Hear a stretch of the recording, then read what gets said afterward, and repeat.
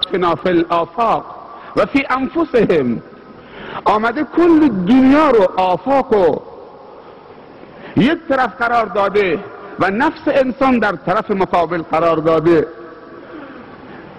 و دولت نفس انسان رو به مراتب بزرگتر از این دنیایی که من و تو بزرگ میبینیم و فکر میکنیم دنیا بزرگه. سروران من صحبت‌های زیادی شنیدین. صحبت همیشه از گناه و ثواب میشه. جوان میخواد انگیزه ها رو بدونه، جوان میخواد فلسفه ها رو بدونه، جوان میخواد اسرار رو بدونه، جوان میخواد که دایره وسیعی که دین تحت شعاع قرار میده بدونه چه دایره است.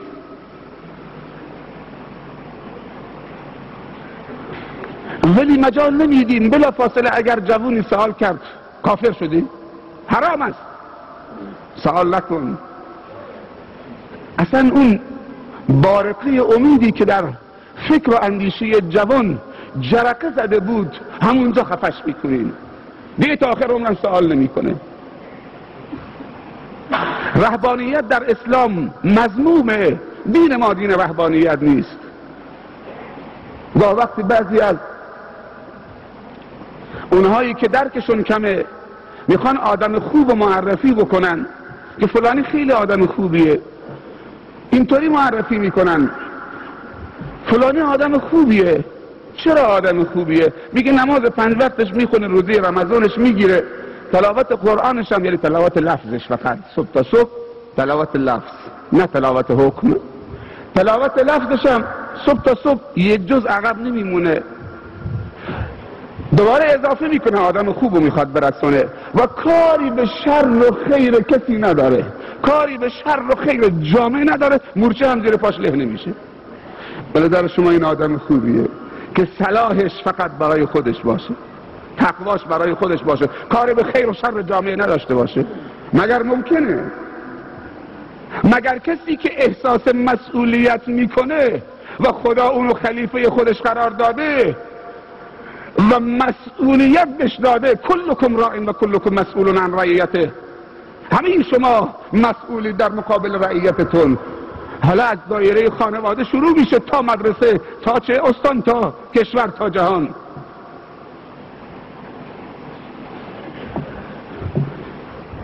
ما همه باید احساس مسئولیت بکنیم. یعنی چی؟ پیامبر میگه انصر اخاک ظالما او مظلوما. صحابه تعجب کردن، کمک بکن، نصرت بکن برادر و خواهر مظلوم و ظالمت. صحابه عرض کردن ای رسول خدا صلی الله علیه و سلم، برادر مظلوم نیاز به نصرت داره چون ستم دیده است، برادر ظالم رو کمک بکنم تا چاقتر بشه، بیشتر ظلم بکنه. گفت نه، این تصور غلطه، اونم برادر توست، کمکش اینه که ظلم ازش بگیری حتی اگر شده با مشت. با وقتی ما باید کمک بکنیم که ظلم از برادرایی که ظلم دارن به خودشون میکنن بعد مظلوم میشن، بعد دستشون بلند میکنن، دیگه دعا مستجاب نمیشه. مظلومینی که یک زمانی ظلم میکردن و ظلمشون اونها رو امروز مظلوم جلوه میده و مظلوم کرده، اینها دعاشون مستجاب نمیشه. مظلومی که از اساس مظلوم بوده و اون دعاش مستجاب میشه. خیلی از ملت‌های اسلامی پرده حد، شرم و حیا و بندگی خدا رو پاره کردن و دین و شریعت و ایمان و تعهد و بیعتی که داده بودن به خدا و رسول خدا همه کنار گذاشتن و اونجایی که توانستن غمس شدن و غرق شدن در معاصی و فحشا و فرهنگ دخیل و قانونهای وضعی و قانونهای دستساز بشر را بر قانون خداوندی ترجیح دادن. نهایتا اونها رو اونقدر بدبخت و ذلیل کرد که امروز مظلوم شدن و دشمنی بر اونها مسلط میشه و من تو به دیدی ترحم به اونها نگاه میکنین. یک زمانی لبنان عروس خاورمیانه بود، به کجا رسیده بود؟ معصیت، وقاحت، پررویی، بی شرم و حیایی، عروس خاورمیانه شد. چند سال الان منتظر خدا نباشید، خدا نمیاد. ممکن نیست، نه جبرئیل میاد نه میکائیل. اونهایی که در جنگ بدر شرکت کردن اینجا نمیان.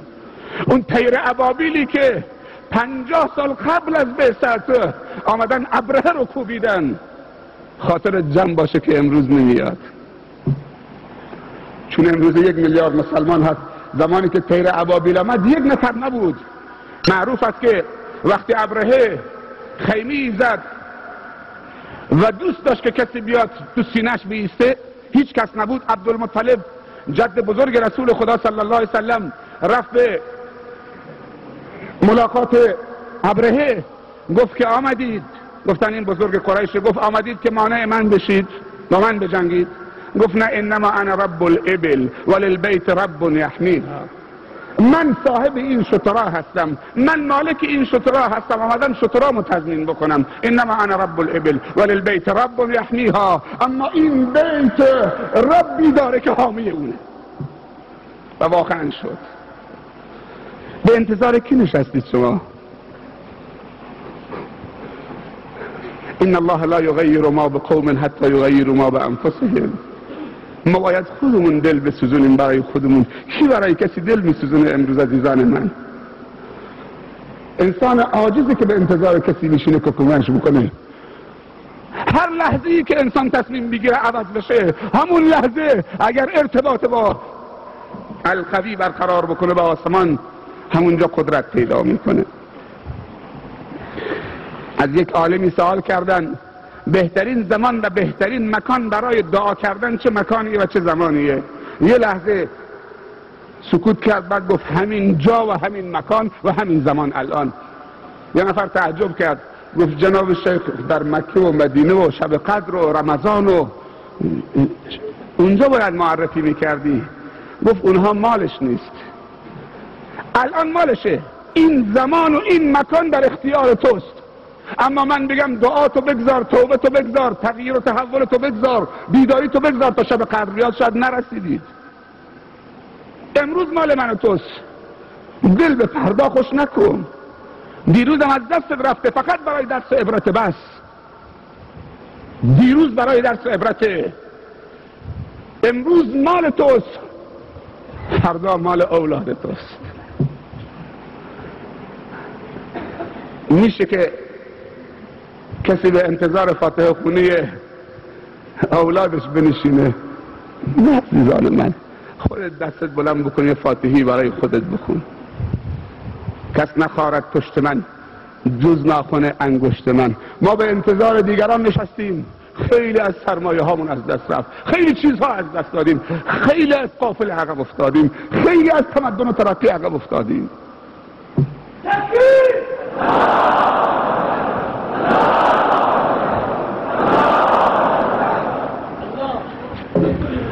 خداوند در محکم تنزیل میفرمایند ان الدین عند الله الاسلام. در جای دیگه و من یبتغی غیر الاسلام دینا فلن یقبل منه.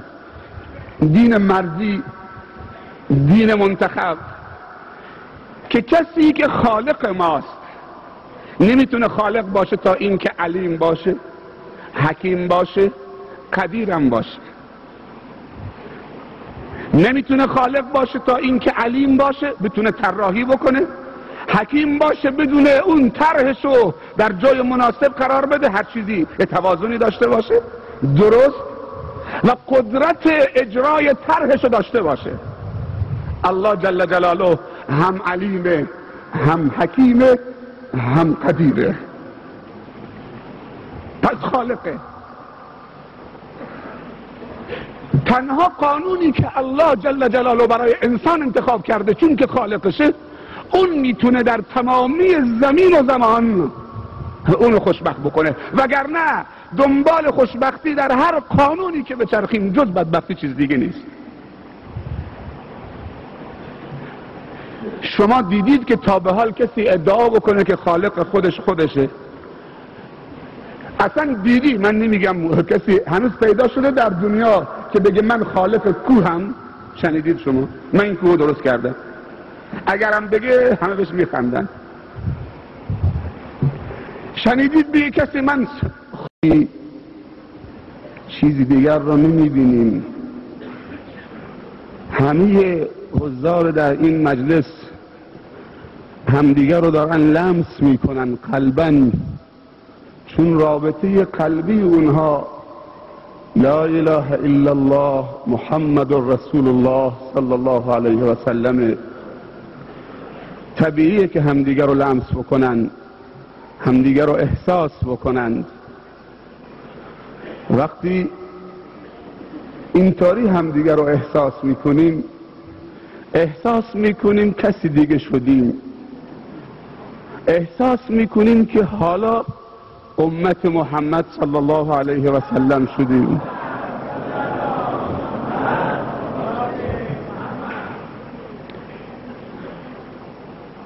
شکر اول و آخر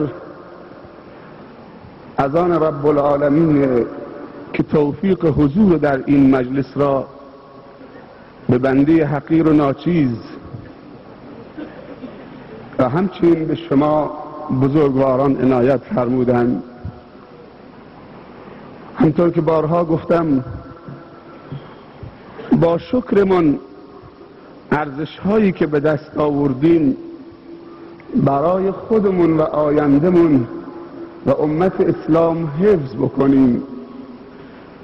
ارزش هایی که به دست آمده حفظ نمیشه برای امت اسلام مگر اینکه شکر اون ارزش ها، یعنی شکر قولی و عملی هر ارزشی که خدا به انسان داده ادا بشه. خواجه انصار میفرمایند بارالله اگر تمامی موهای بدن من تبدیل به زبان بشه و تکلم بکنه و بخواد که شکر یک نعمت رو بیان بکنه عاجزه. تا چه برسه که یک زبان فقط دادی و نعمتهایی که از حد برونه. چطوری یک زبان الکن میخواهد شکر این همه نعمتها را به جا بیاره، مگر این که همون طوری که توفیق نعمت و ارزش داده خودش هم یک منتی دیگر بگذارد و توفیق اون شکر هم عنایت بفرماید. اعملوا آل داوود شکرا و قلیل من عبادی الشکور. معروف است که حضرت امیر المؤمنین عمر بن الخطاب رضی الله عنه در حال طواف کردن بود، متوجه شد که پیرمردی ریش سفید ظاهرا بی سواد بود، چیزی هم حالیش نمیشد، بدوی و صحرانشین بود. در دعاهایش حول خانه خدا میفرمایند اللهم اجعلنی من القلیل، اللهم اجعلنی من القلیل، اللهم اجعلنی من القلیل. پروردگارا مرا از جمله اندکان قرار بده. حضرت عمر رضی الله عنه طاقت نکردن، یواشکی دستشو کشیدن، گفتن پیرمرد مگر تو آگاه و واقف به این مقام نیستید که اینجا چه مقامیه؟ گفت منظور اینجا مقام با ارزشیست، لحظاتش ارزشمنده، باید ازش استفاده درست بکنید. این چه دعایی است که در هیچ حدیث و آیی نشنیدیم که ما را از جمله اندکان قرار بده. گفت فکر میکنم تو با قرآن ارتباط ندارید. یک نگاه تندی کرده امیر المؤمنین، نمیشناخت. گفت مگر تو این آیه رو نخوندید که اعملوا آل داوود شکرا و قلیل من عبادی الشکور؟ ای خاندان داوود شکر خدا را به جا بیاورید تا سبب دوام و بقای نعمت بشود.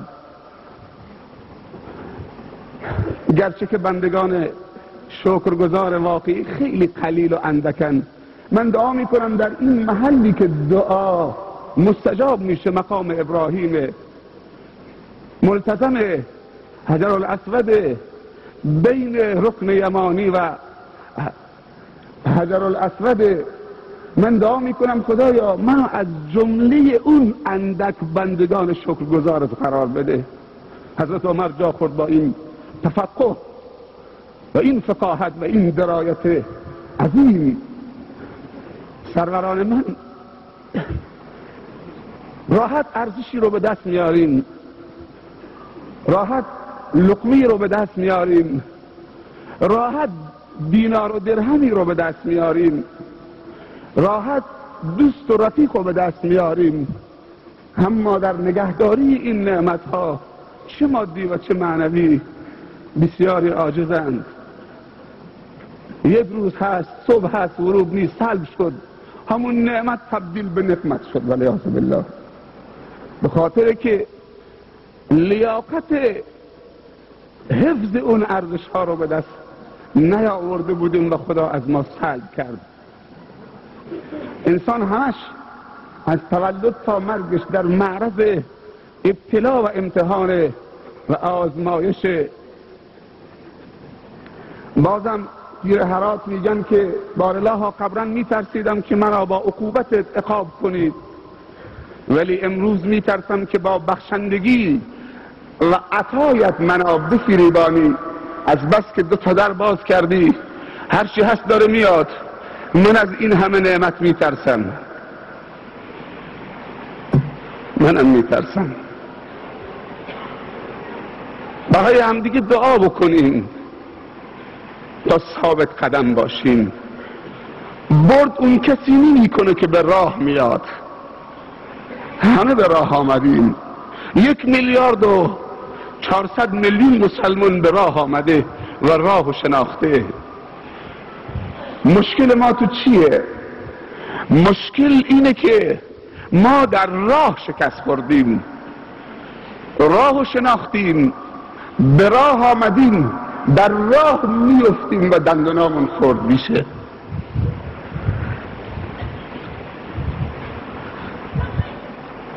سروران من، همه شما بزرگید. من نمیتونم خدای نکرده به دیده تحقیر نگاه به هیچ احدی بکنم، فقط به یک نفر، اونم به خودم. من از همه کوچکتر، ولی آنچنان عزتی هم دارم که تا به حال کسی نتونسته هنوز منو بخره.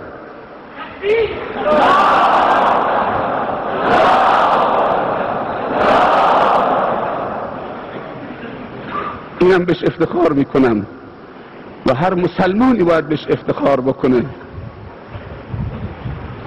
خداوند ماهایی که ذلیل بودیم بر ما منت گذاشت، دلهای ما و روح و روان ما محل برگزاری دولت خودش، یعنی دولت ایمان و عمل صالح انتخاب کرد. در درون انسان دولتیه، عظمتیه. به گفته سید قطب رحمت الله علیه میفرمایند که اقم دولت الاسلام فی نفسک تقم علی ارضک. دولت اسلام و ایمان در درون خودت برپا بکن، خود به خود در بیرون خودت برپا میشه.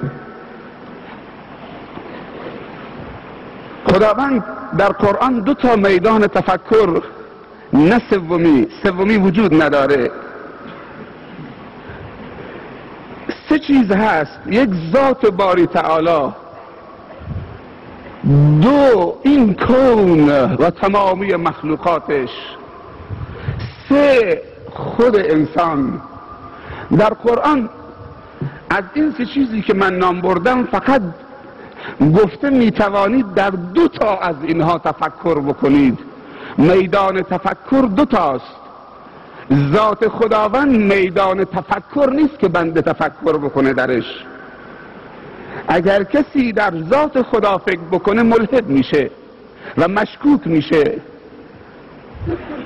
بلکه از خلال مخلوقاتش به عظمت و بزرگی خدا میتونه پی ببره. سنریهم آیاتنا فی الآفاق و فی انفسهم. آمده کل دارن. شنیدید به کسی من خالق خورشید و ماه و نجوم و ستاره ها و کهکشان ها هستم؟ من خالق دریام. اصلا شنیدی کسی بگه بلا نسبت حاضرین، بلا نسبت حاضرین، من خالق گربه و موش نمیدونم مورچه و موریانه هستم؟ یک نفر فقط جرأت کرده، یک نفر فقط ادعا کرده، اون کسی که واقعا اون کار انجام داده و در توانش بوده. الله جل جلاله رب العالمین، الحمدلله رب العالمین. الله جل جلاله، این لفظ علم خاص بر ذات مقدس الله و هیچ اله باطلی در این لفظ شریک نیست. علما میگن منشأ هر گونه هیبت ها الله، الرحمن منشأ هر گونه نعمت ها، پرورش ها، تربیت ها، منت ها الله. الرحمن، الرحمن علم القرآن، اینجا منت گذاشته. منشأ هر گونه شفقت ها، مهربانی ها، صفا و صمیمیت، نوازش ها، الرحیم. بسم الله الرحمن الرحیم. بله سروران من، زمانی که انسان آمد برای خودش قانون بگذاره، میدونی چه کار کرد؟ کاش که قانون انسانی برای خودش میگذاشت به صرف این که انسانه. زمانی که انسان آمد در چه میدان با خداوند مقابله بکنه و گفت این قانون تو صلاحیت نداره برای چه؟ پیشرفت و تمدن و ترقی، من میخوام خودم قانونی رو بذارم. میدونی چه قانونی در اروپا تصویب شد؟ ننگ انسان بگه واقعا این محل احترام داره، خیلی احترام داره. زمانی که قرار باشه انسان برای خودش قانون بگذاره، آمده انگور، این میوه خوب پر ویتامین مقوی، آمده تبدیل به خمر کرده و عقلش رو پوشونده.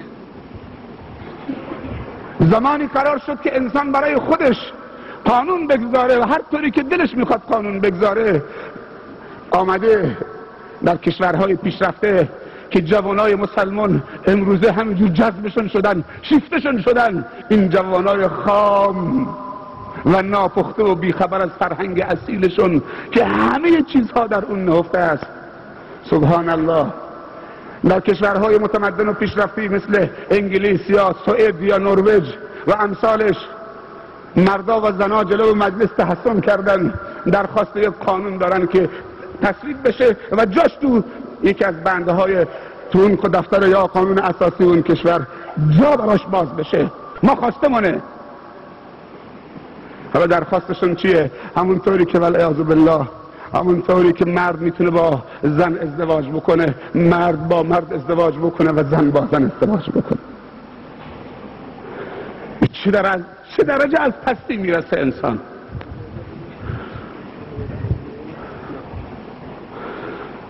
چقدر انحطاط. وقتی که انسان فاصله میگیره از قانون خداوندی، همه سرمایه هایی که خدا بهش داده از دست میره.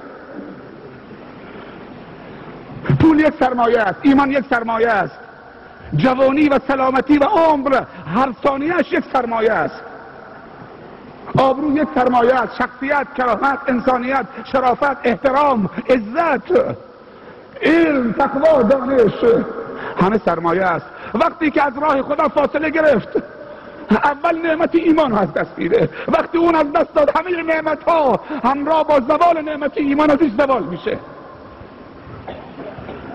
و وقتی خبرش میشه چشم باز میکنه که هیچی براش نمونده، هیچ سرمایه‌ای براش نمونده. و گفته خواجه انصار میگه چون توانستم ندانستم، چون که دانستم نتوانستم. چون جوان بودم به خود همی گفتم شیر بود گرچه پیر بود، چون که پیر گشتم یقین دانستم که پیر بود گرچه شیر بود. چه جمع مبارکیه. مگر میشه که انسان از دیدار معشوقش خسته بشه؟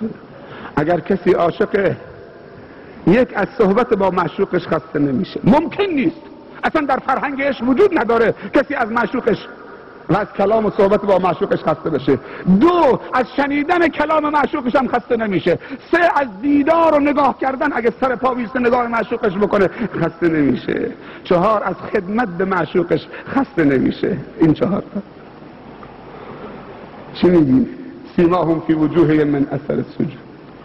از هر طرف نگاه بکنی، نه از صحبتشون خسته میشی، نه از نگاه تو صورتشون خسته میشی، نه از نگاه تو پیشانی و جبینشون خسته میشی و سیر میشی و کم حوصلگی و سستی و کسالت به انسان راه پیدا میکنه. نه از خدمتشون. سبحان الله، برید ببینید بیرون چه جوانایی ایستادن، همه آماده به خدمت. چند روزه مگر این جمعیت کمیه که اینا عشقه. عشق اگر باشه آدم از بی‌آبرویی نمیترسه، از ضعف نمیترسه. قدرت عشق اون قدره که 7 آسمان رو شکفت و رسول الله صلی الله علیه و سلم 10 تا معراج رفتن، نه 7 تا معراج، 10 تا معراج رفتن. امروز روز 27م مصادف با روز سفر آسمانی پیامبره، همون شبی که مسافرت کرد. 27م رجب سال 10 بعثت. از هجر اسماعیل یا از حتیم اطراف کعبه یا از خانه ام هانی کاری نداریم. این صدفه نبوده که این مراسم امروز برگزار شده. عظمت همه روی زمین نیست که چسبیدیم دنبالش. آدم زمانی بزرگ میشه که ارتباط با بالا برقرار بکنه. سبحان الله. به قانونمون افتخار بکنیم، به دینمون افتخار بکنیم. وقتی میگم افتخار بکنیم یعنی از جان و دل خجالت نکش، هر کجایی که باشی، از ریز تا درشت مسائل دینی و سنت پیامبر خجالت نکش، حتی از ریشه. چرا یه عده تیر میزنن؟ این ذلته که انسان از فرهنگ دینیش خجالت بکشه. مردنش بهتره.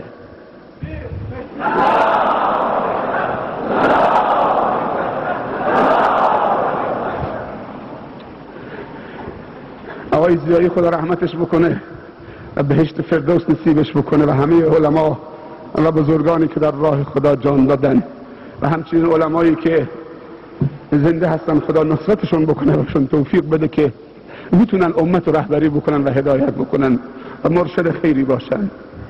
در یکی از نوارهاش میگه که از من سوال کردن که کسی ریشش میتراشه، من صحبت ریش نمی کنم وقتی کسی همش بر نخوره. حکمش چیه؟ گفتم که کارهای دیگه چطوره؟ بعد سوال کرد، ادامه میده چون من بحث صحبتم چیز دیگه است ولی اشاره کوتاه. گفت که فرهنگ ریش تراشیدن چیز حدود 100 سال میشه تاریخش، بس 100 سال. و اولین کسی که از بزرگان ایران زمین ریش رو تراشید، یعنی تراشیدن، احمد قاجار بود. وقتی در بوشهر پیاده شد در اسکله از انگلیس می آمد با ریش رفت. وقتی آمد پیاده شد وزیر و وزرا و دوستان و رفقا و همه رفتن به استقبالش.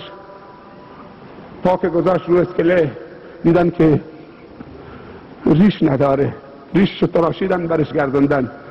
بعد شیخ میگه در نوارش که همه وزراش جملتاً واحده گریه کردن همونجا که چرا ریشش تراشیده. همه وزراش گریه کردن که ریشش تراشیدن برش گردوندن. امروز مسلمان با تیغ ابلیس میذاره این سنت پیغمبر، نه ریشش ها، و اون جز موهای زاید بدنش حساب میکنه. میگه موی زایده. همه میدونن که موی زاید کجاست و چیه. ان الدین عند الله الاسلام. آخرین آیه این دین برای تکمیل این دین در حجة الوداع در صحرای عرفات نازل شده. آخرین آیه سعادت و خوشبختی، الیوم اکملت لکم دینکم و اتممت علیکم نعمتی و رضیت لکم الاسلام دینا.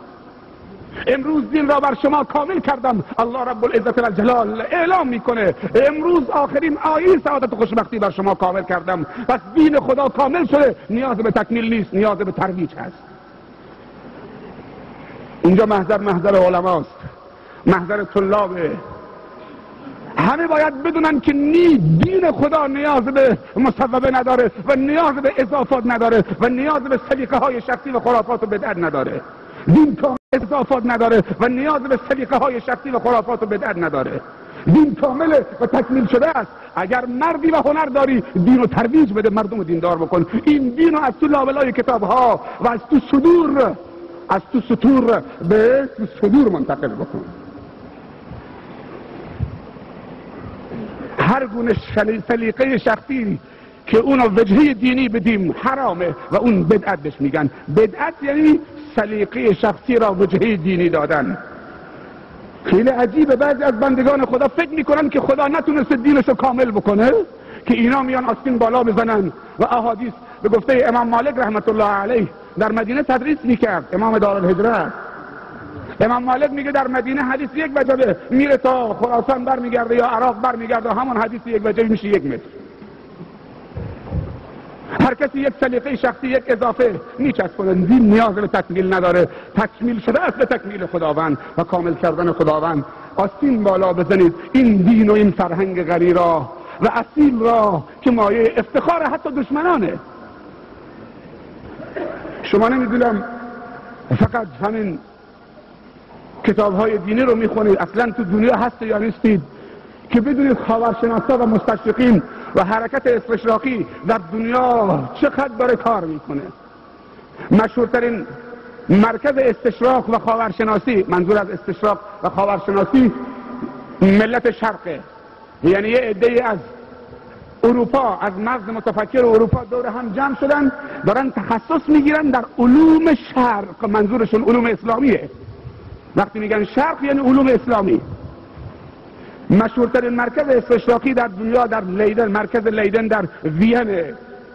مسئول این آکادمی استاد شیراست. استاد شیرا میگه که اگر ما اروپایی ها و مسیحی ها تا سال 2000 به تمامی عظمت های قرآن، این کتاب مسلمان ها خوب گوش بدید، اگر ما تا سال 2000 به تمامی عظمت های قرآن و معجزات قرآن و سنت دست پیدا بکنیم ملت اروپا، تا سال 2000 از خوشبختترین افراد روی زمین خواهیم شد.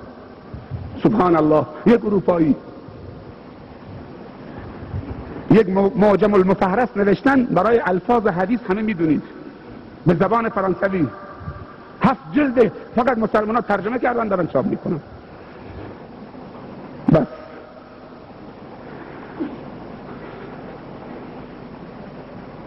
بله سروران گرامی، به دینتون افتخار بکنید. خصوصا این صحبت ها دارم به قشر دانشجو میکنم، به قشر باسواد میکنم. بیدار باشید. طلبگی جای خودش، نه اون طلبگی که تو رو از تمدن و ترقی عقب بندازه. الان شبکه های اینترنت آمده، مرحله رنسانس گذشت، حکومت و تسلط کلیسا بر دنیا، بر همه چیز. اون دوره رنسانس بهش میگن، یعنی تسلط کاتولیک و پاپ و واتیکان بر دنیا. و چطوری اروپا رو اینطوری قبضه کرده بود، نمیگذاشتن که باز بشن و برن. در جنگ های صلیبی و 900 سال خلافت اسلامی در اندلس و اسپانیا سبب شد که اروپایی ها چشمشون باز بشه. آمدن مسلمان ها رو، جنگ های صلیبی رو انداختن که مسلمان ها رو قتل عام بکنن. وقتی دیدن آمدن اینجا یک فرهنگ عجیب و اصیل و عظیم دیدن، خور مسلمان ها رو ریختن، فرهنگشون هم با خودشون بردن تا اروپا جون گرفت. 900 سال اسلام در اسپانیا حکومت کرد، اما وقتی که عشقشون تبدیل به دشمنی شد نسبت به هم دیگه و دلشون وهن و حب دنیا و تسلط و جاه بر اونها تسلط پیدا کرد، شروع کردن به برادرکشی. عزیزان من، کسی مسلمانان رو در اروپا شکست نداد مگر خودشون رو شکست دادن. آدم وقتی جریان غرناطه و سکوت غرناطه میخونه، این دل تو سینه نگه نمیتونه بداریش. وقتی جریان سکوت قرطبه رو میخونی، امروز هم داره دولت‌های سقوط میکنه. کجاست وا معتصما؟ به چه کسی بگن وا معتصما؟ صلاح الدین ایوبی کردی در مصر بود، قلب مسلمان ها اشغال صلیبی ها بود. صلاح الدین اون غیرت دینی و تعصب دینیش نکردی، وقتی تعصب دینی میاد همه تعصبا رو اینطوری در بر میگیره. تعصب دینی اونو به اونجا رسون که ارتباط با خدا برقرار کرد، وگرنه چه؟ نجات نمیتونه انسان نجات بده. نجات در نجات نیست، نجات در دین خداست و ارتباط با خداست.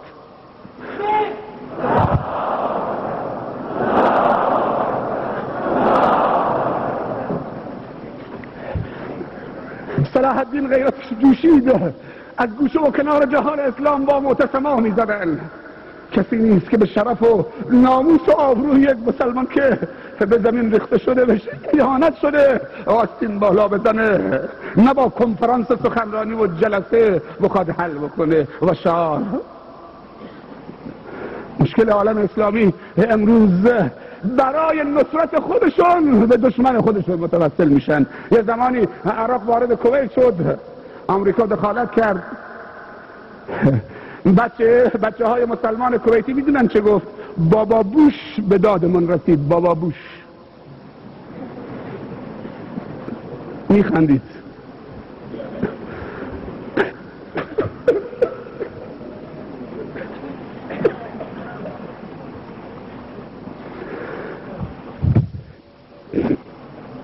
جای خندیدنه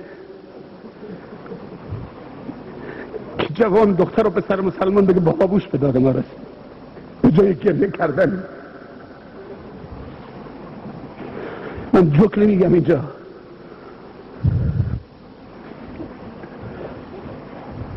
عزت کجاست؟ این صلاح الدین ایوبی مسلمان کرد با غیرت یک منبری درست کرده بود از چوب.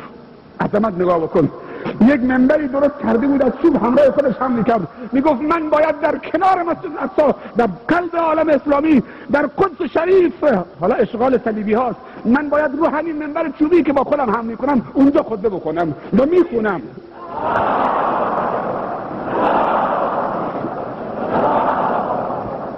خون یا نخون؟ خون یا نخون؟ همونجا خود بخون. به گمانش میرفت که اونجا خطبه بخونه، خود بخون. من باید همونجا خطبه بخونم، ولی شب نماز شبش خطبه میشه.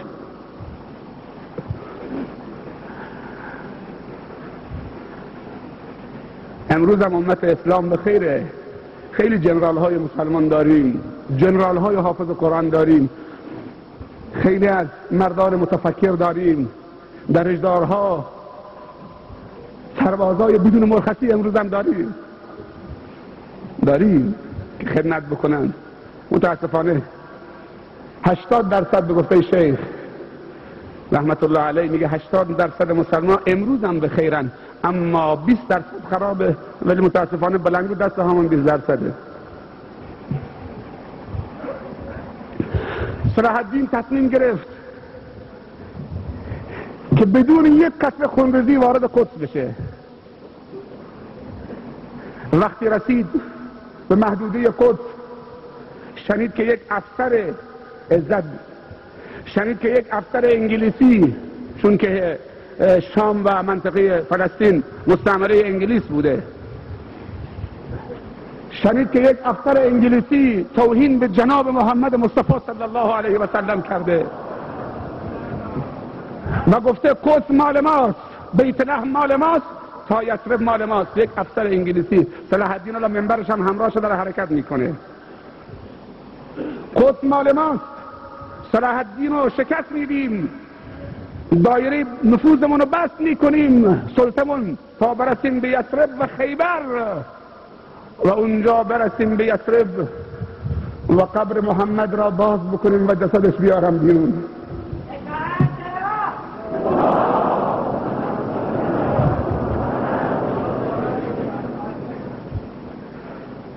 مگر محمد این که دیگه یک افسری مثل تو بتونه همچین جسارتی بکنه؟ مگر کسی نداره؟ مگر جوانای جان برکف نداره که همونجور که شما زندگی رو دوست داری اونها مرگ رو دوست دارن؟ تصمیم گرفته بود که یک قطره خونریزی نشه. وقتی در قدس وارد شد، از اسبش پیاده شد، عمامه از سر برداشت، سر به سجده رفت، اونقدر این پیشانی برای سجده شکر به خاک مالید در مقابل عظمت خداوند و شکر اون سجده شکر به خاک مالید در مقابل عظمت خداوند و شکر اون نصر و پیروزی که غرور و تکبر بهش راه پیدا نکنه. رهبر شدن، بزرگ شدن، فرمانده شدن، مسئول شدن خیلی تواضع میخواد، خیلی همت میخواد، خیلی دل بزرگ میخواد که همه رو ببینید. از اسبش پایین آمد، خجالت کشید با اسب، همینجور بره داخل، چون فهمید این نصر خدا بود، وگرنه چاره نداشت که با اونها بجنگه. با قدرت خدا می جنگید، با قدرت جبرئیل و میکائیل می جنگید، همونایی که در جنگ بدر شرکت کرده بودن. بعد آمد پایین، عمامه‌شو بلند کرد، سر به سجده گذاشت، اونقدر گریه کرد و سجده شکر کرد و به درگاه خدا این نصر بدون یک قطره خونریزی رو تشکر گفت. و بعد بلند شد، یک مشت خاک رو بلند کرد، اینطوری دستش تو دستش کرد، گذاشت رو سرش، با همین طور استغفار گویان رفت وارد خود شد که مبادا فکر بکنه که خاکی بیش نیست، فکر بکنه کسیه، که هر وقت یادش بیاد کسیه، منم تیمور جهان گشا، نبرد من هتلر. نه، این صلاح الدین بنده خداست، مأموریت داشته، به قدرت خدا جنگیده و پیروز شده. وقتی وارد قدس شد دستور داد منبر رو بگذارن، رفت روی منبر خطبه رو ایراد کرد، همون چیزی که گفته بود، من این منبر رو ساختم که با خودم در قدس روزش نماز هیچ چی در این منبر نماز نمیخونم مگر در قدس. وقتی رفت روی منبرش خطبه ایراد فرمودن، گفتم من تصمیم نداشتم خون کسی را بریزم، فقط امروز الیوم انتقم لمحمد صلی الله علیه و سلم، امروز فقط خون یک نفر، اونم با خنجر خودم با دست خودم میریزم و سرشو میبرم، اونم انتقام برای جناب محمد مصطفی صلی الله علیه و سلم.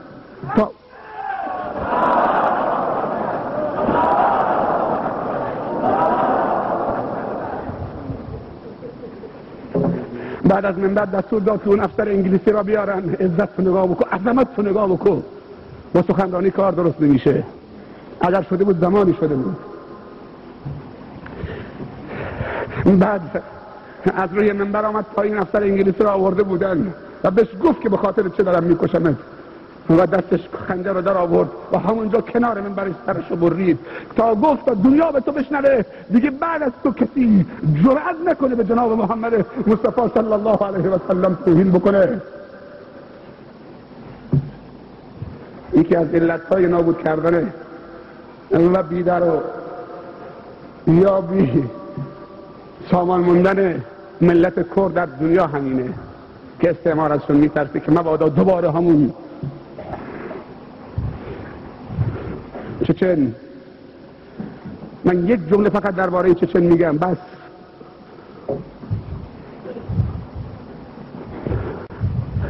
روسیه سفید کرملین با آمریکا دو نفری دست به دست هم دادن. چرا فقط چچن رو انتخاب کردن، دیگران رها کردن؟ الان چچن انتخاب شده چون که فقط لا حکم الا لله، حاکمیت مال خداست، ما فقط اونو میخوایم. روسیه گفته که ما به اندازه هر تخم چچنی نیرو فرستادیم اونجا، به اندازه هر تخم و نسل بعدی تخمها و اسپرمهای منوی چچنها که نسلشون تا ابد باشه ما نیرو اونجا پیاده کردیم.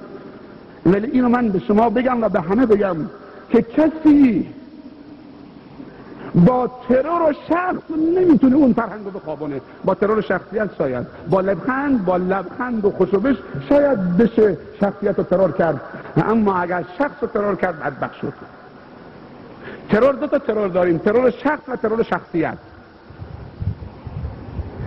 همه دشمنان اسلام از قدیم الایام تا امروز در حال آینده هم میفهمند که اگر دست به ترور شخص مسلمان بزنن حالا هر مسلمانی که باشه خون یک مسلمان بریزن یا دست به ترور هر عالم مخلص و ربانی بزنند، ترور شخصش، مشکل براشون درست میشه. پس بهتر براشون این بود که با لبخند پیش میرفتن چچنی ها، با سیاست نفس طولانی.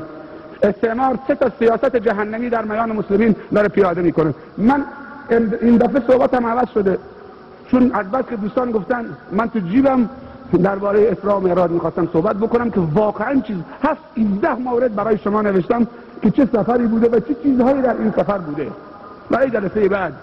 ولی دوستان گفتن که این صحبتی باید بشه که بالاخره این چیزی دیگه باشه.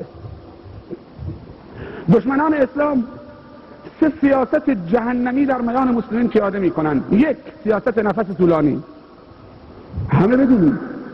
2 سیاست تفرقه بنداز حکومت بکن. 3 سیاست 1 قدم به عقب به خاطر 2 قدم به جلو. خوب حواستون باشه، ریشت بلنده، خیلی عالیه، سنت پیغمبره، امامه هم دارید، سنت پیغمبره.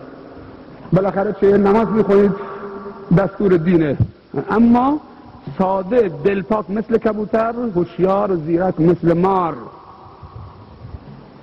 مسلمان ساده که ندونه چه خبر دنیا و چه داره میگذره، چه اسلام قطع امیدش کرده. 1 سیاست نفس طولانی. در سیاست نفس طولانی 3 تا اسلحه داره دشمن. خوب گوش بدید، در سیاست نفس طولانی دشمن 3 تا اسلحه داره. 1 مخدرات، 2 فواحش، 3 خمور، مشروبات الکلی.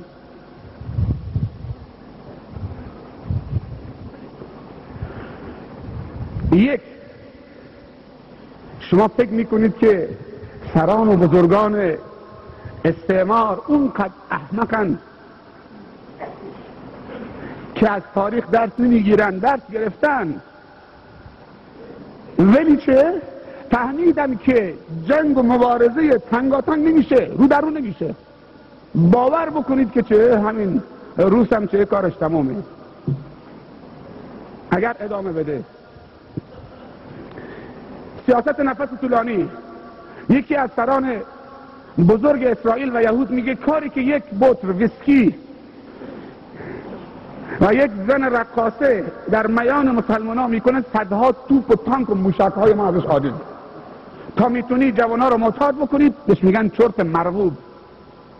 استعمار اسم مواد مخدر گذاشته چرت مرغوب ما. یعنی اگر جوان مسلمان در نتیجه مواد مخدر چرت بزنه، این چرت مرغوب خداست، مرغوب استعماره و شیطانه. این چرت مرغوب دشمنه. کدوم چرتی؟ چرت قیلوله، خواب قیلوله که نماز شب بخونه، چرتی که در جنگ بدر میزدن اسلحه از دستشون میافتاد دوباره بلند میکردن. چرت مرغوب استعمار که دوست داره جوانای ما چرت بزنن، در نتیجه مواد مخدر گیرش بیاد چرت میزنه، گیرش هم نیاد چرت میزنه. به جایی رسیده که این بازوی پهلوانی که باید شمشیر حزب الفقار رو دست بگیره. این جلسه برای چیه؟ ختم صحیح بخاری. حتی مسلمان ها این منطقه عادت کردن بگن از بس که احترام دارن عزیزان من، ختم صحیح شریف بخاری، ختم بخاری شریف. تو این بخاری چیه؟ در اکثر کشورهای آسیایی ختم بخاری میشه به همین سبکی که اینجا برگزار شد. در خود ایران خودمون در چند استان همین سبک سنتی هست. هدف از این جلسه من بگم عزیزان من الگو برداریه. هدف الگو برداری از این جلسه، وگرنه محمد ابن اسماعیل، امثال محمد ابن اسماعیل صدها و هزارها بودن که کسی اسمشون هم نمیبره. میلیون ها محمد ابن اسماعیل بوده، افرادی بودن که نامشون ابراهیم بوده، صلاح الدین هم بودن. کجا؟ چرا فقط 1 محمد ابن اسماعیل بر تصبح بخاری چه مطرحه؟ همینطوری آدم مطرح نمیشه. هر عمل عکس العمل داره و عکس العمل از نوع خود اون عمله.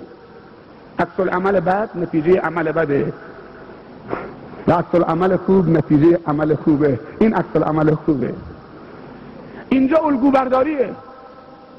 صحبت از الگوست که بخاری چه کار کرده، چه شخصیتی بوده. علما باید زنده بشن. اگر دشمن با یک اسلحه با ما می جنگید مشکلی نبود. دشمن با میلیون اسلحه با ما می جنگه. نماز میخونی یه چیز شخصی مال خودته. 10% اسلام نمازه، 10%ش روزه است، 10%ش زکاته، 10%ش حجه، 60%ش کجاست؟ سیاست نفس طولانی. آماری که بهزیستی اداره کل بهزیستی داده گفته که هر معتادی باید شریف بخاری، ختم بخاری شریف. تو این بخاری چیه؟ در اکثر کشورهای آسیایی ختم بخاری میشه به همین سبکی که اینجا برگزار شد. در خود ایران خودمون در چند استان همین سبک سنتی هست. هدف از این جلسه من بگم عزیزان من الگو برداریه. الگو، هدف الگو برداری از این جلسه. وگرنه محمد ابن اسماعیل، امثال محمد ابن اسماعیل صدها و هزارها بودن که کسی اسمشون هم نمیبره. میلیون ها محمد ابن اسماعیل بوده. افرادی بودن که نامشون ابراهیم بوده، صلاح الدین هم بودن. کجا؟ چرا فقط یک محمد ابن اسماعیل بر دستگاه بخاری چه مطرحه؟ همینطوری آدم مطرح نمیشه. هر عمل عکس العمل داره و عکس العمل از نوع خود اون عمله. عکس العمل بد نتیجه عمل بده و عکس العمل خوب نتیجه عمل خوبه. این عکس العمل خوبه. اینجا الگو برداریه. صحبت از الگوست که بخاری چه کار کرده، چه شخصیتی بوده. علما باید زنده بشن. اگر دشمن با یک اسلحه با ما می جنگید مشکلی نبود. دشمن با میلیون اسلحه با ما می جنگه. نماز میخونی یه چیز شخصی مال خودته. 10% اسلام نمازه، 10%ش روزه است، 10%ش زکاته، 10%ش حجه، 60%ش کجاست؟ سیاست نفس طولانی. آماری که بهزیستی اداره کل بهزیستی داده گفته که هر معتادی باید 10 نفر معتاد بکنه تا اعتیاد بمونه زنده. این باید این کار بکنه. این آماریه که از یونسکو. هر معتاد 10 نفر باید معتاد بکنه تا چه؟ اعتیاد بمونه، دوام بکنه. یک معتادی 2 ساله که داره ترک میکنه، در رابطه با ما هست. ازش سوال کردم عزیزم تو چطوری مبتلا شدی؟ اصلا چطوریه؟ میشه دست کشید؟ میشه ترک کرد؟ گفت که فلانی اعتیاد یعنی عشق. خوب گوش بدن. اعتیاد یعنی عشق. من عاشق موادم، حاضرم از بس که عشقم زیاده، حاضرم زنم، بچم، فرش زیر پام، پولم، پلام، همه چی فلاش بکنم، سر آفتاب بنشینم به خاطر یک لوله تریاک. اصلا گرمم نمیشه. زن و بچه همه کنار میذارم. نه پدر، نه مادر، نه برادر، نه شیخ، نه ملا، نه دولت، هیچ کسی نمیتونه منو ترک بده. از این معشوقم جدا بکنه، وگرنه سکتم میکنه. آخر صحبتش ترک کرده، 2 سال ترک کرده. گفت فقط یک چیز میتونه منو نجات بده. گفتم چیه عزیزم؟ بگو تا من به جوانای عزیزم منتقل بکنم. فرصت برای مطرح کردن برای من پیش میاد، اما تو یک معتاد نمیتونی مطرح بکنی. تو بگو تا من مطرح بکنم. پای درد دل معتادم نشستی تو سرش زدی فقط. بعد گفت که فقط یک چیز میتونه ما رو نجات بده. گفتم چیه عزیزم؟ گفت عشقی برتر از عشق مواد. زمانی که ما عاشق معشوقی بشیم که از مواد بیشتر دوستش داریم. گفتم واضح تر بگو، من خیلی سواد ندارم. گفت عشق به نیروی برتر. گفتم نیروی برتر کدامه؟ گفت الله جل جلاله. فقط عشق به نیروی برتر میتونه وقتی تو دل من جا گرفت، عشق به نیروی برتر الله جل جلاله، اون میتونه یک جا مواد از سینه من در ببره. من زانو زدم در مقابله این طرز تفکر عظیم که یک معتادی که اصلا به حساب نمیاد در دل چی داره. عزیزان من به کجا رسیده این تجربه تلخ؟ یک زمانی خداش و معشوقش و فرشته خوشبختیش همین مواد بود. امروز دنبال چه عشقی داره میگرده برای نجات خودش. در مناطقی از استان هرمزگان این بهزیستی میگفت که دیگه بعضی از جوانا تریاک کلشون رو گرم نمیکنه، اشباع نمیکندشون، زنبور رو میگیرن، عقرب رو میگیرن، زهرش میکشن، تزریق میکنن. زنبور به جای رسیدن بعضی از نباتات هست، من تو نمیدونیم، بعضی از نباتات هست در منطقه مینا عزیزان من خیلی تلخ و سمیه. اسم این نبات گذاشتن والعیاذ بالله اشک خدا. از بس که زهر داره و سمیه که وقتی این برادر شکست خورده مبتلا به اعتیاد این بوته رو میکنه و زهرش رو میگیره و تزریق میکنه توسط سرنگ تو رگش یا تو بدنش، از بس که زهرش سخته اینطوری خودشون میگن که اشک خدا جاری میشه، اسمش گذاشتن اشک خدا. جوانای ما با چه چیزها اصلا نیاز به توپ و تام نیست، اونجا نشسته اینطوری فرستاده سرمایه های ما رو بدبخت کرده. آماری که در سال گذشته بوده ما 20 میلیون دانش آموز دختر و پسر ابتدایی داشتیم، راهنمایی دختر و پسر، دبیرستانی دختر و پسر، دانشگاهی دختر و پسر. 20 میلیون آمار چه؟ مشغول به تحصیل جمهوری اسلامی سال گذشته یا 2 سال قبله. استعمار که کاری به اون پیرمرد 100 سالی که پاشم قطع افتاده و منتظر لحظه آخر عمرشه رو فراش افتاده کاری به اون نداره، که کاری به بابای من نداره 110 سال عمرشه یا 105 سال عمرشه یا پاشم قطع شده افتاده، فقط سرش تو قرآنش رو نماز میخونه، چون اون دیگه کارش کرده، کاری ازش ساخته نیست. کار به کی داره؟ کار به کسانی که همچنین تکبیرهایی دارن که گوین.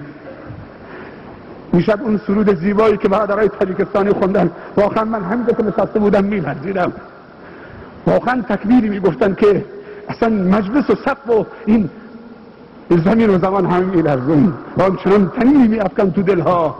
باید همچنین تکبیرهای گفته بشه که این زنگها و این چرکها از این زدوده بشه، از این دل، تا دل زنده بشه و بیدار بشه و حرکت بکنه انسان. عشق به نوری برتر.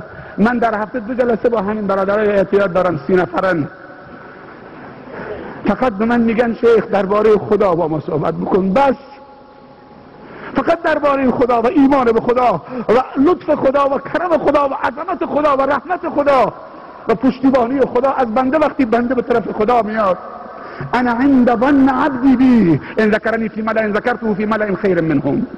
الله رب العزت والجلال میگه که من نزد گمان بنده هم هستم، بنده من درباره من چه تصور بکنه، کمکش میکنم یا نمیکنم، کمک میکنه یا نمیکنه. ما رو به خدا آمدیم، خدا کمکمون کرد یا نکرد؟ مگر این جلسه ای که امروز هست اینجا غیر از توفیق خداوندی و نصرت خداوندیه؟ کی حاصل شده؟ ان تنصر الله ینصرکم و یثبت اقدامکم. از اینجایی که وقت نیست و من این 3 سیاست رو بگم و تمامش بکنم. و سالانه آمریکا 60 بیلیون دلار خرج سیگار میکنه، سیگارهایی که به کشورهای اسلامی میفرستن 2 برابر نیکوتین داره، 2 برابر نیکوتین داره، مخصوص کشورهای اسلامی، در اروپا توزیع نمیشه. هر قطره نیکوتین اگر با سرنگ تزریق بکنه در جا میکشدش، اما مسکین موش آزمایشگاهی رو موش بیشتر چه آزمایش میکنه. برای سروران من، مسلمان امروز در مقابل یک نخ سیگار شکست خورده، نمیتونه دست از همین بکشه، وقتی تو لای انگشتش میذاره 5 دقیقه بیشتر نشگی نداره. 5 دقیقه.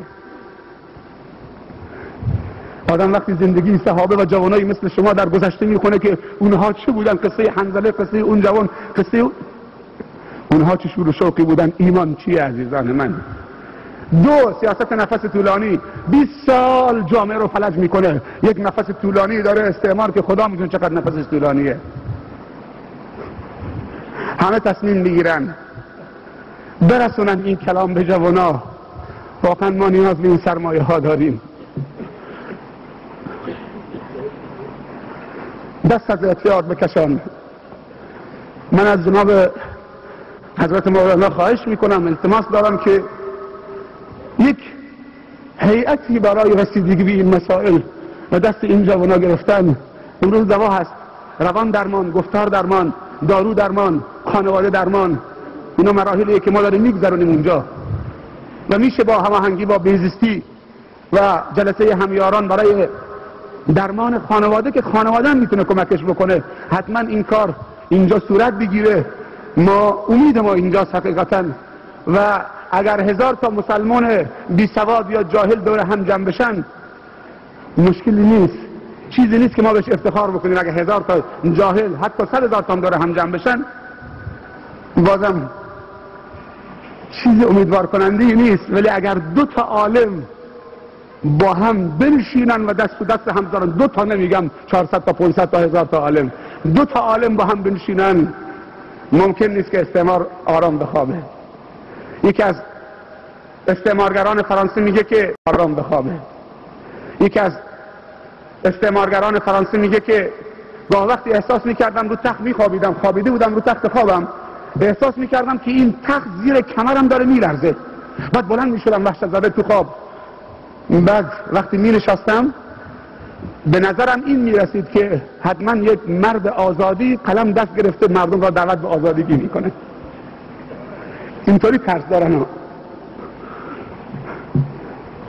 من این جلسه خیلی میمون و مبارک میدونم. اصلا من خیلی خوشحالم که نه اینکه این همه جمع دارم میبینم، این که جمع علما اینطوری صمیمی، کرد و بلوچ و ترک و عرب و فارس و شیعه و سنی و بدونی که یک نفر اگر ببینن این بلوچ نیست دیگه حوصله نشون ندن یا این سنی نیست حوصله نشون ندن، تکبیراتون ضعیف باشه، نه، همون احترام برای همه.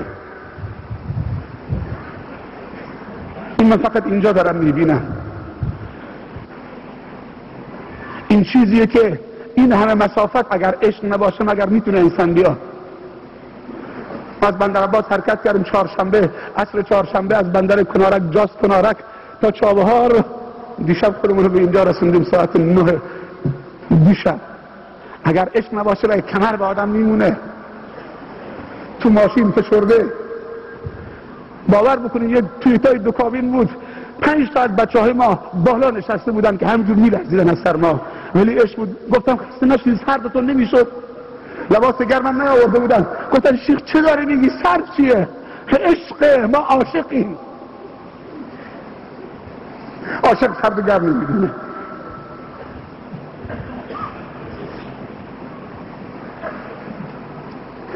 بیایید آخرین لحظه‌ای که استعمار به گمان خودش جوانای ما را با مواد مخدر از پا در آورده همینجا یک سینه محکمی بزنیم.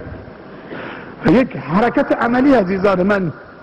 و هر کسی سیگار، اولین گام برای احتیاط سیگاره. هر کسی تو جیب داره، نه به زور، من زوری ندارم، من خواهش و التماس، ما باید زمینه فکر کردن داریم باید فراهم بکنیم. اصلا صحبت از حلال و حرام نکنیم، زمینه فکر کردن فراهم بکنیم. اصلا کاری بکنیم که مسلمانان فکر بکنن. وقتی فکر کردن خودشون راهشون انتخاب میکنن. زمینه فکری رو فراهم بکنیم، اونها رو وادار بکنیم به فکر کردن. علما میگن هر حرامی در اسلام 3 تا علت داره. هر حرامی در اسلام 3 تا علت داره، یا نجسه، یا فساد، یا ضرره. هر چیزی که اسلام گفته ممنوع 3 تا علت، یا نجسه، یا ضرره، یا فساده. بعضی از محرمات هر 3 تا رو داره، مثل خمر، هم نجسه، هم ضرره و هم فساده. و وقتی میگن ضرر، در 5 چیز ضرر برسونه: در دین، در عقل، در ناموس و آبرو، در مال، در نسل. چیزی که به این 5 چیز ضرر برسونه اون حرامه. حالا دیگه کسی از من سوال نکنه قلیون حکمش چیه، سیگار حکمش چیه، تنباکو حکمش چیه. وقتی این قواعد رو فهمیدید خودت چه مفتی خودت باش. دومین صلاح در سیاست نفس طولانی فاحشه عزیزان من. این همه بی‌بندوباری، بی‌حجابی چقدر سرایت کرده مسلمان ها. اینجا الحمدلله خیلی خوب شده از برکت همین گفته ها. اصلا در جامعه‌ای که امر به معروف و نهی از منکر نشه، اصلا خود به خود آدم از بین میره، حتی عالم هم از بین میره. باور بکنید علما میگن که اگر خدا عنایتش بر عالمی قرار بگیره و نظرش بر عالمی باشه، خداوند دوستان خوبی به او هدایت میکنه. من میخوام این هدیه رو تقدیم به این بزرگم که حقیقتا راه حسنات داره نشون من میده، حضرت شیخ الاسلام مولانا عبدالحمید خدا حفظش بکنه و خلف صالح برای اون سلف بزرگ مولوی عبدالعزیز که خدا قبرشون نورانی بکنه، بهشت فردوس نصیبش بکنه و محشور باشه با نبیین و صدیقین و شهدا و صالحین و حسن اولئک رفیقا و عاقبت همه به خیر، همه ما و زندگان و مردگان همه به خیر باشید. آمین یا رب العالمین. اونم عزیزان من وقت آمد وارد زاهدان شد، با یک عده قطاع طرق و دزدان مواجه شد. تو نگاه بکن، یه عده‌ای که دزدان، اصلا معروف بوده این منطقه به دزدان، راهزنا، ولی عالم ربانی اصلا عجیب رحمتا مهدات برای انسان ها. همون معتاد نیاز به عالم داره. با وقتی بعضی همین معتادات دوباره لغزش میکنن، ما سلام بهشون نمیکنیم، یکم ناراحت میشن. یک بار با یک معتادی مواجه شدم، اینم دوباره بر بگردم، خیلی شنیدنیه. این هر وقتی منو میدید به من میگفت که پول به من پول بده، میخوام مواد بکشم، میخوام یا به بهانه دیگه میخوام برقم بیارم، میخوام فلان کار بکنم. گفتم نه، من پول نمیدم. فرار میکردم ازش، از کوچه دیگه میرفتم. تا بعد از اینکه آمد اون جلسه ترک 3 ماه ترک کرد. بعد یه روز روبروی من شد تو کوچه، دیگه ازش فرار نکردم. آمد تو صورتم، یک حوالپرسی گرمی ازش کردم. گفتم حالت خوبه؟ بهتر شدی؟ میگه وقت نماز ما بکنم ادامه بدیم یا قطعش باش. بعد تو صورتم گفتم که چیزی، کاری، فرمایشی، چیزی لازم ندارید. برگشت این جوان به من گفت که یک چیز لازم دارم. گفتم بگو، هر چی میخوای، پولم میخوای، این بار بهت میدم، چون میدونم دیگه کجا مصرفش میکنی. میدونی برگشت به من چی گفت؟ گفت فلانی التماس دعای خیر از شما دارم، اسم از پول نیست. و زد زیر گریه و رفت دوید تو کوچه. گفت فقط اگر میخوای خدمت به من بکن، التماس دعای خیر دارم. من میخوام این نقطه رو متذکر بشم به این سرور گرامی که خداوند شما رو دوست داره و علامت دوستی خدا که علما و بزرگان و دوستان و اساتیدی و افراد مخلص و برادرانی کنار تو هستن که نیاز به تذکر هم باشه تذکر میدن، نیاز به راهنمایی مشورت باشه مشورت میدن. آدم به تنهایی نمیتونه این راه و سبب این همه تحول بشه در جامعه. ظاهرا که وقت نماز و دیگه اون 2 تا مطلب نتونستیم که کامل بکنیم و انشالله اگر که فرصتی پیش آمد در جلسه های بعدی، چون که ما نمیگیم، اگر بگیم شیطان خوشحال میشه، نمیگیم که این آخرین جلسه است، قضا و قدر چیز دیگه است، بلکه ما دیگه تا زنده هستیم خودمون نیاز داریم که با این جلسه ها ارتباط برقرار بکنیم. واقعا جلسه مبارکی بود، محترمی بود. از دیشب ما داریم بهره مند میشیم. حداقل 2 روزه که هیچ گناهی نشنیدیم، ندیدیم، نه تو دلمون آمده، بلکه درست همینجا همه بهره مند بودیم. من از اینکه خوشحوصلگی و خوشنیت بودید و مهمان نوازی کردید واقعا نهایت تشکر دارم، خصوصا از جناب مولانا و همه علمای بزرگ.